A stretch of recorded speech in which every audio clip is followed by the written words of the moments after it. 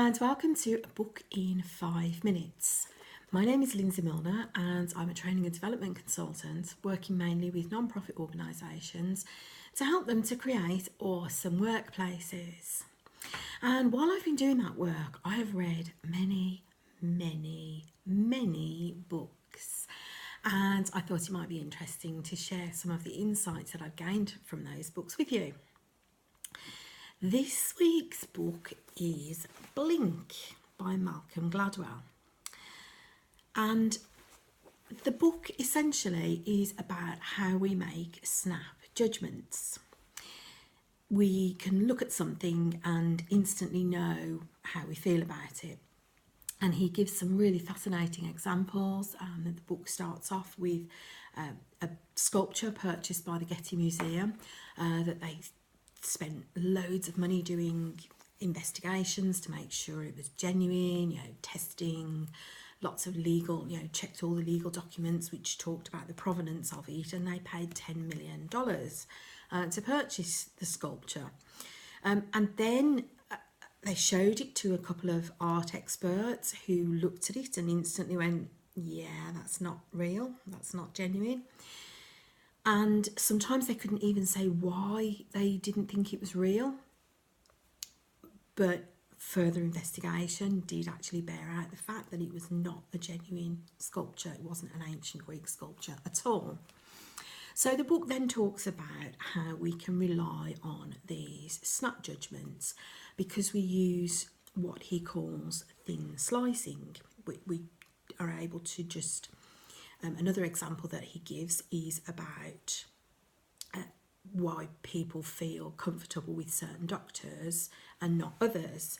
And people can make a judgment about a doctor just by listening to a tape, a recording of their voice. And their voice has been sort of electronically manipulated. It's not actually the words that people are listening to. But they can make accurate judgments about whether people feel happy with that doctor or whether they don't take to the doctor at all. And the ones that people don't take to tend to be the ones that get sued. If they make a mistake, then people will sue a doctor if they didn't feel a personal connection to them. But if they liked the doctor and felt comfortable with the doctor and essentially trusted the doctor, even if that doctor then went on to make a mistake, they were far less likely to actually get sued for the mistake. But people can make those judgments just from a manipulated tape recording of the doctor's voice without even hearing the words that the doctor is using.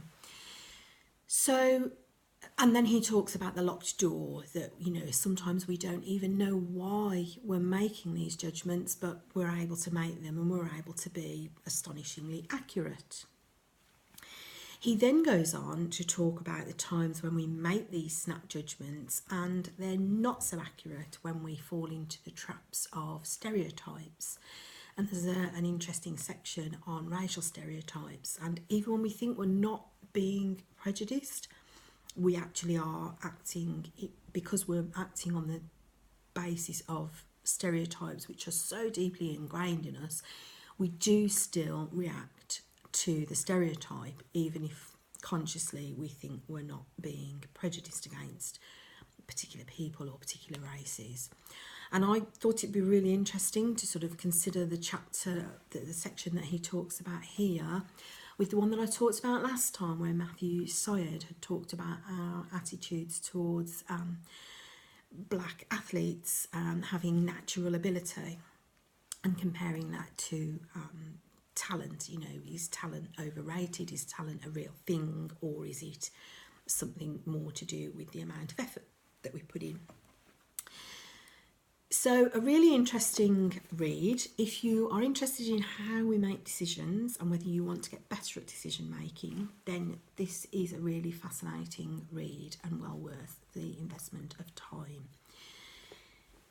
I need to look for a third book with a one-word title beginning with a B to complete the trilogy of Bounce and Blink.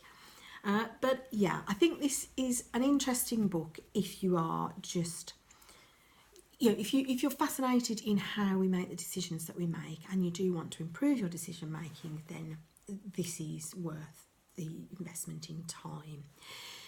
I wouldn't say it's particularly suitable for anybody. It's written more as a narrative. There's not sort of simple lessons that you can draw out. But I think it's interesting how he's got two contradictory ideas. The one that we can make very accurate, snap decisions without even knowing why, but at the same time we can also make incorrect decisions based on our prejudices, again using that same snap judgment. So it does show that you need to be careful how and where you are applying those snap judgments. Blink, Malcolm Gladwell, that's this week's book in 5 minutes. If you've read it, let me know what you think. I'd love to see your comments. You can make them on YouTube, or if I post this on Twitter or Facebook, you can make comments there, and I look forward to hearing from you. I'll see you again next week for another book in 5 minutes.